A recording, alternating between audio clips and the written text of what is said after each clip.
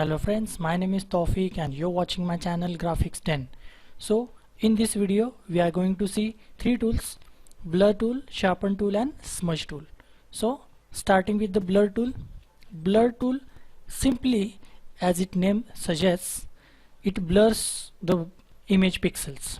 So let's say if I want to show you an example, I will take a duplicate layer for this layer by pressing Ctrl J. So this will create a duplicate layer or a similar new layer. So let's say if I apply blur, I have kept the blur strength at higher 92. So it simply blurs the area wherever we draw the blur tool. So this is the effect, and if we see the original image, it was pretty different from this. Just give me a second. This is the original image. I will zoom it a little bit more. This is the original, this is the original, and this is that we have blurred. So it basically blurs the area. So how we can use this blur tool?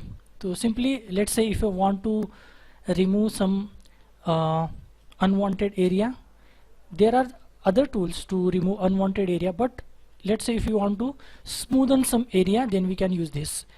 So let's suppose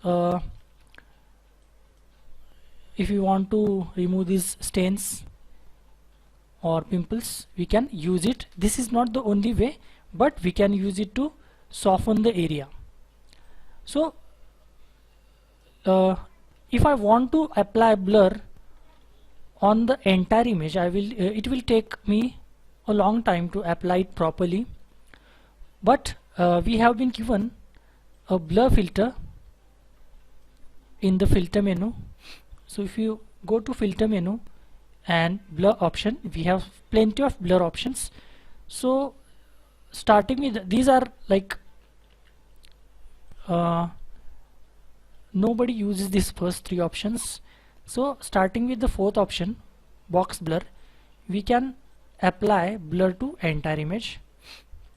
So let's say if I want to give a shallow depth of field effect to this particular effect, what do I mean by that? I want to apply blur on the background, and I want to make this picture of this child, I want to keep this picture of the child as it is, and I want to blur the rest of the image, that is background.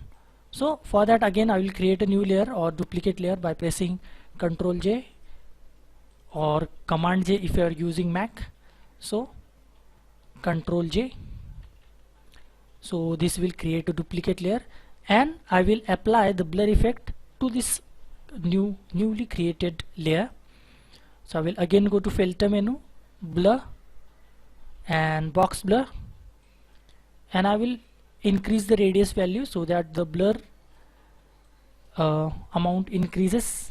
So let's say if I want 13, okay, and as we have created a new layer, so I'm going to create a layer mask. And remember, if you apply black color, then it will hide the image area, and if you apply white color, then it will restore the image area. So I'm choosing the brush tool, and the black color is already selected. I have to click on this thumbnail, layer mask thumbnail. This is the image thumbnail and this is the layer mask thumbnail. So I have to click it over here. If I want to layer mask to be worked, so I'm keeping the hardness to 0, and I'm applying the brush tool over here.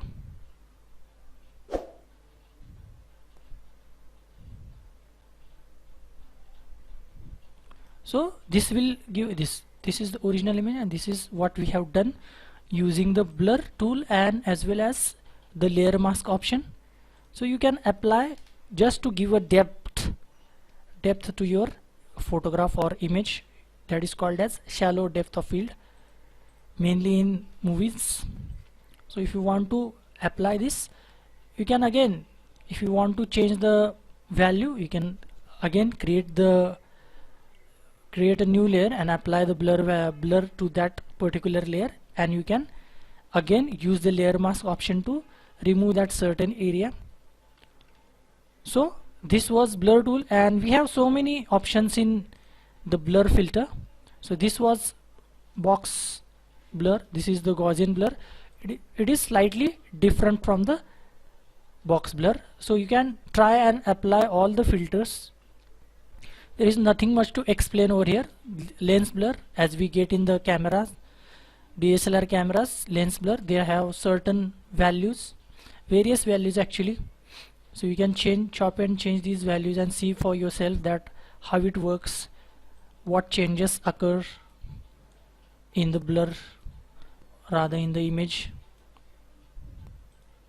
So these are all the options, blur options. So there are certain blur options that is called as the motion blur. What is motion blur? So let's say some car is going with a good speed or in a motion. So how will it look? As we can see, the road is in motion, so it is looking, we can see the lines which represents speed, or we cannot see things properly if we are in great speed, or if we are going very fast. So if I take this blur and motion blur, then we will see the values as we see the objects when we go very fast. We can also change the angle of the blur. So you can use this particular option if you want to give an effect of some particular object going in speed, then you can use this option. There are few other options like radial blur. Radial blur is basically, but in this particular option we cannot see the preview, so we have to be do a guesswork, so to say, to apply this particular option over here. This is the center point, so this won't allowing us to show the preview. If I keep the value at a higher side, then we will see. So this is the radial blur. Now if I show you one example, very interesting example. This example, if I zoom this image a little bit, as you can see, we can see certain lines over here which are going in the forward direction, so that we are as if it feels like we are going pretty fast towards the camera. We are going with a great speed. This is also created by using the blur tool, the blur tool which I have just used. So I'll show you. So let me first select a car which is front facing, this one. So if I go to filter again, blur filter and radial blur, in radial blur there is another option called as zoom option. If I increase the amount, again we cannot see the preview, so we have to be guessing we have to do a guesswork. So this is how it will look, and we can always use the history brush to restore the pixels that we don't want to be blurred. So this is the similar effect that I was talking about. So we will get this kind of an effect by using the zoom blur option. So these are the options you can check by yourself. Shape blur is very interesting. We can get these particular shapes, but we cannot see it clearly, but it is there. So I increased the value, so it is taking so long. It is lagging because I have increased the value so much, so it is lagging now. As you can see, it is taking a very long time to process this particular effect. So this shape will appear in blur, not clearly, but we can say a transparency kind of an effect. I better cancel this, or it will take a lot of time. I will cancel this. So you can try and apply this to option. Shape blur, smart blur is another blur. It's pretty much similar. It tries to apply blur on the background. That's why it is called as smart blur. Again, we have blur gallery, where we get different kind of blur effects. As you can see, field blur, iris blur. We can change this particular value from here,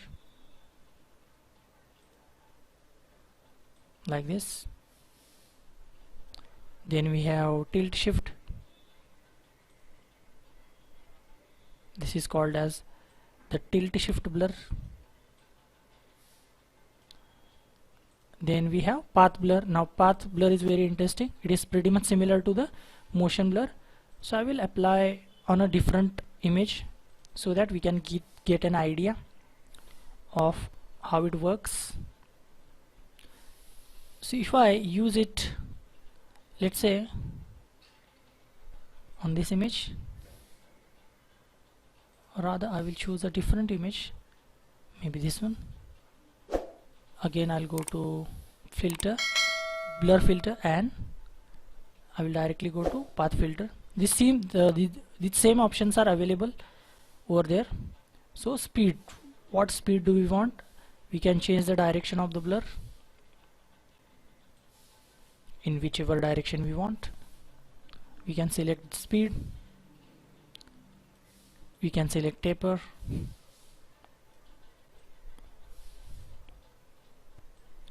end point of speed we can also select. As you can see, this red arrow is going farther. So if I increase the value, it will go further. And if I click OK, then it will be applied. So this is too much.